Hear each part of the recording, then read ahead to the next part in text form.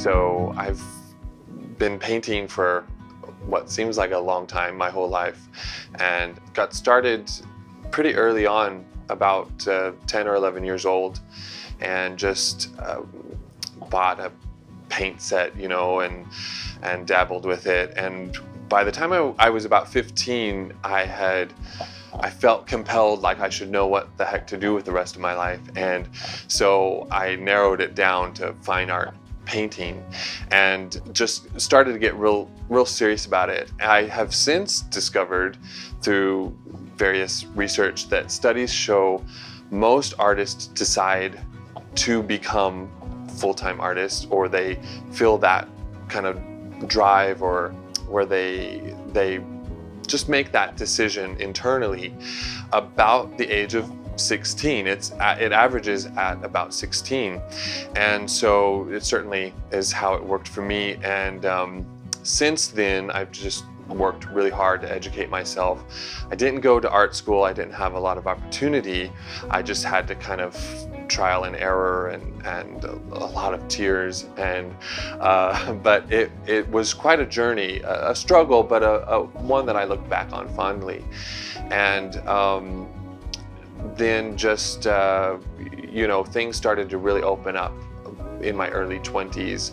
I got a magazine cover just randomly. This magazine had discovered my work and did a wonderful article, and after that things just really, it was like the floodgates were opened, and it was amazing. Galleries started calling, and suddenly my work was everywhere and selling for thousands of dollars. It was pretty incredible to break out into the scene so early, and I'm so grateful for that. That's not really the average story, but it was just a wonderful blessing to be able to do that. And I'd say about 10 years ago or more, I was contacted by the school here, Scottsdale Artist School. They had asked if I would teach a workshop, and I was so nervous about it. I thought, I don't know if I can teach, and it seemed so serious. And so I'm the type of person, I just jump in, like I'll just sink or swim. And so I said, sure, I'll do it. Like 5-day workshop, and all these, they were gonna have like 18, or they wanted like 20 signups, and I think it ended up, I talked them down to 18 or something. And it was so intense, but it was so fun. They actually had me do my very first public demo. It was at a museum or something here, I don't recall, in this big theater, and I remember just sweating, being so nervous, but it turned out really wonderfully. And ever since then, I've enjoyed coming to the school. There's something very special about this place, because it's special when a building and a business or an organization is designated for the creative arts. It's like it's in the air, when you're here just learning and growing, and you've got all these people from all over the world who come, and for the sole purpose of growing and learning and trying their hand at a new craft or to develop skill. It's quite beautiful, even just to visit. And so I'd say after about a year of teaching here, doing workshops, I had this idea, and I just sort of burst into the office of the director at that time, and I said, I want to give a free workshop. And so he said, oh, okay. I want it to be for young people, because the demographic for workshops, it's wonderful, but oftentimes it's people who have two things. They have extra time, because maybe they're retired, they've already had a career, and they have extra income, or disposable income, many of them.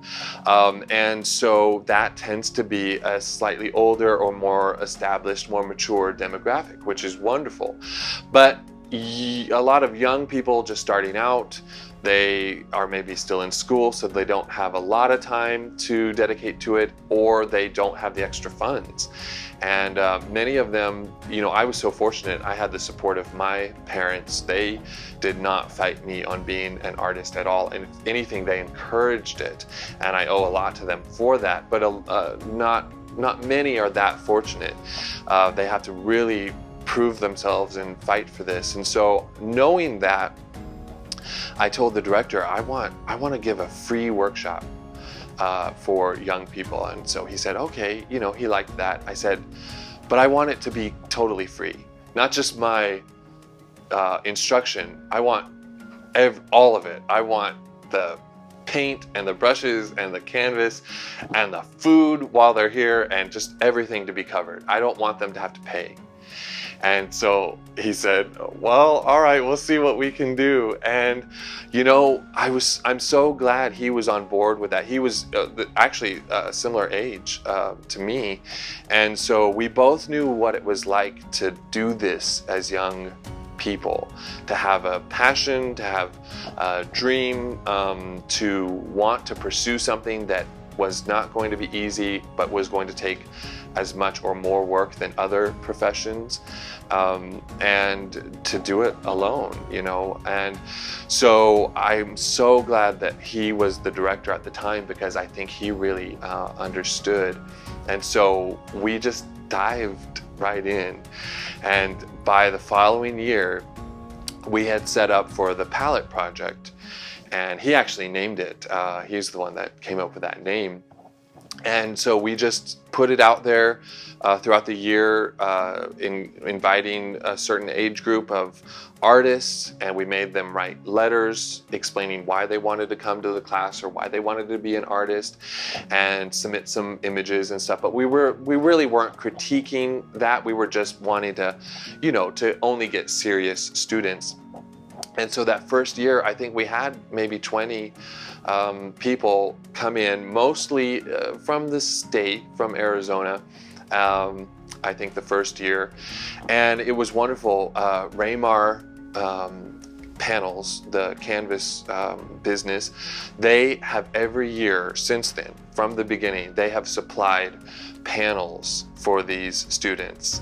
And because one of the things that was important to me was I wanted it to be the best. I didn't want kind of leftovers for the students. I wanted them to have the best canvas, the best brushes, the best whatever. And so Rosemary and Company, the wonderful brushes that they produce, they've donated every year. These young people who are just starting out, they get to come, they get to use the best materials, they get to take those materials home, and then they get instruction that is something that people from all over the world are paying good money to study with me or some of my friends who I bring in. And it's been such a rewarding program. I think we have done it now. I think this is our 9th year. And now we get more young artists from out of state than we do from here in Arizona. We get them from coast to coast, New York, California, Oregon and Washington and Florida, corner to corner, all over. And it's amazing. So for about 2.5 days, they come in and they're immersed. They're in that environment that I was talking about earlier, where it seems like it's just in the air. And they're in that environment for these 2.5, 3 days. They're getting the same instruction that the best that people pay for. They're getting to use these wonderful materials that have been donated. Gamblin is another sponsor. And what's so amazing is I tell people, because a lot of people have donated, funds as well, because we cover their hotel for the out-of-town students. We get them hotel rooms and just really take care of them while they're here. And so I tell people who donate funds for that, they want to get involved, that it's sort of an interesting program, because while it is a workshop that the students are being given information and useful skill developing knowledge, it's mostly about, I'd say most of it results in that's the weekend that many of these young people make the decision internally and just sort of they become resolute about, I'm going to pursue this. I'm going to go into the fine arts. I'm going to make this my profession. And because some of them come in and they don't have the support of their parents, or they don't know that this could even be done. And I think that they see, many of them for the first time, artists who are making this work. They're seeing artists make a living at this or be successful for the very first time. They're witness to this. And so I would say the vast majority of the result of a program like this is that it helps them become clear. It gives them clarity that this is really what I want to do, or this is really what I feel I was meant to do.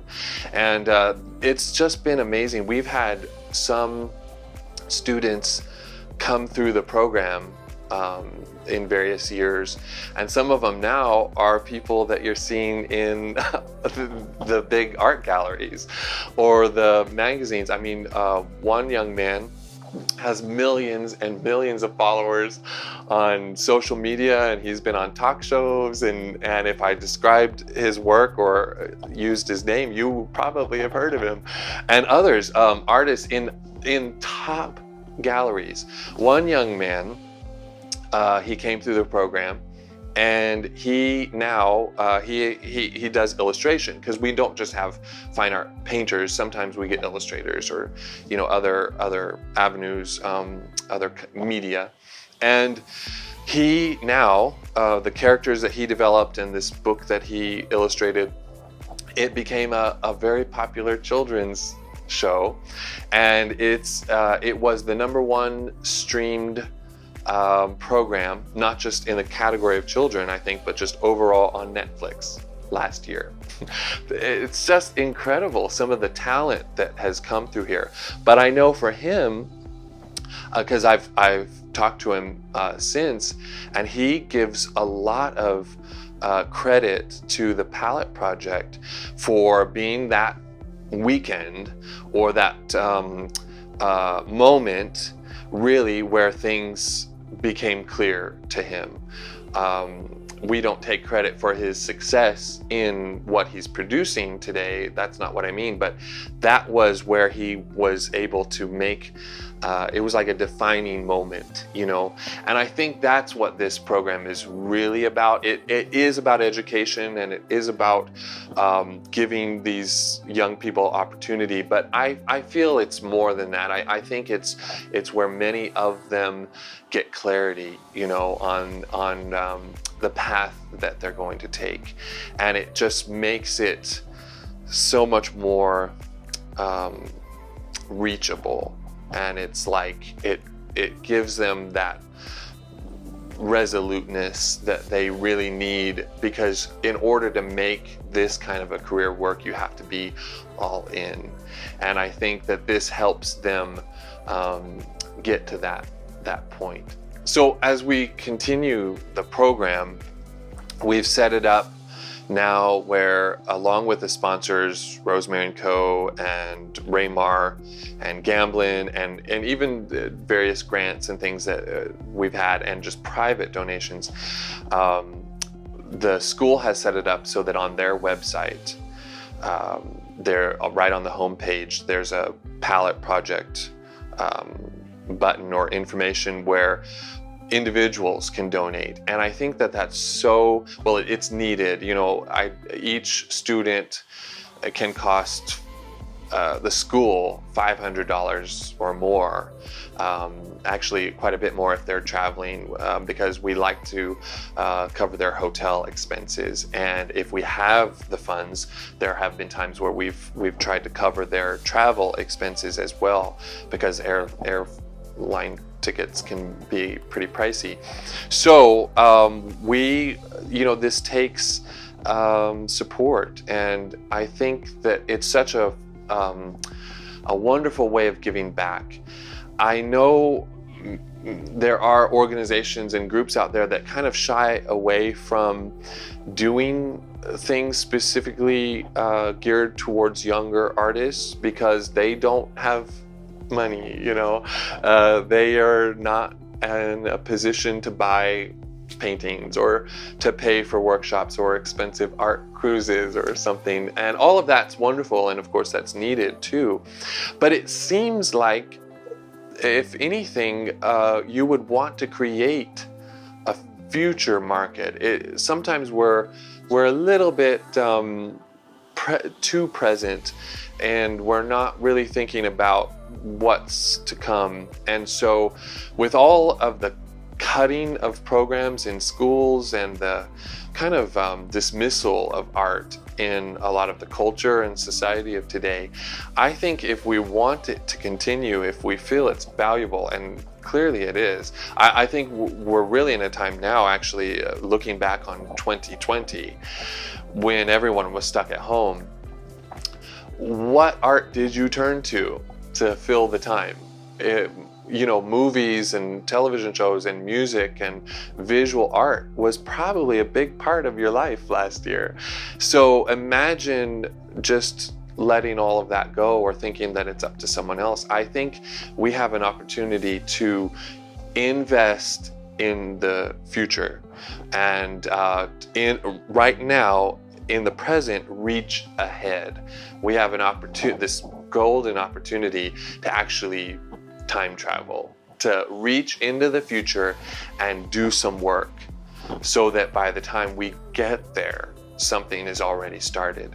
And that's sort of what happens when we invest. I invest my time, but I also invest my own finances. I usually do a demo or something and ticket sales, and the sale of the painting, 100% of it goes to Pallet Project. So I feel I see it as so valuable. I try to invest as much as I can in it, but many of the people that I know with the extra means, it's so helpful when they click on that button on the homepage of the Scottsdale Artist School's website and they donate, because maybe you're not in a position to mentor young artists yourself, but you can still take credit for the mentoring of them by getting involved financially. And it's so helpful, and it's needed, but it's such a, like I said, it's like investing in the future. It's investing in the market as far as creating an art market, keeping that going.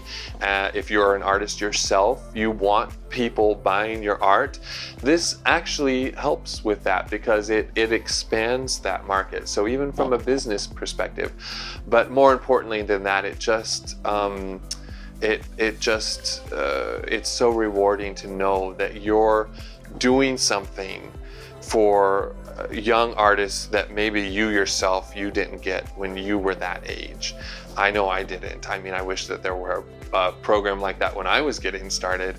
And then the other thing that I do hope that this eventually becomes is more than just one Pallet project. I hope that people all over the country and all over the world rip off my idea and just copy it. Just do the exact same thing. And I don't even care if you call it Pallet Project, but that you do something where you are and help your community, and it's rewarding. It's really wonderful. So I'm very proud of it. And I'm extremely grateful to the Scottsdale Artist School. It wouldn't be possible without them, because I show up once a year and I do this program and I get all the credit for it.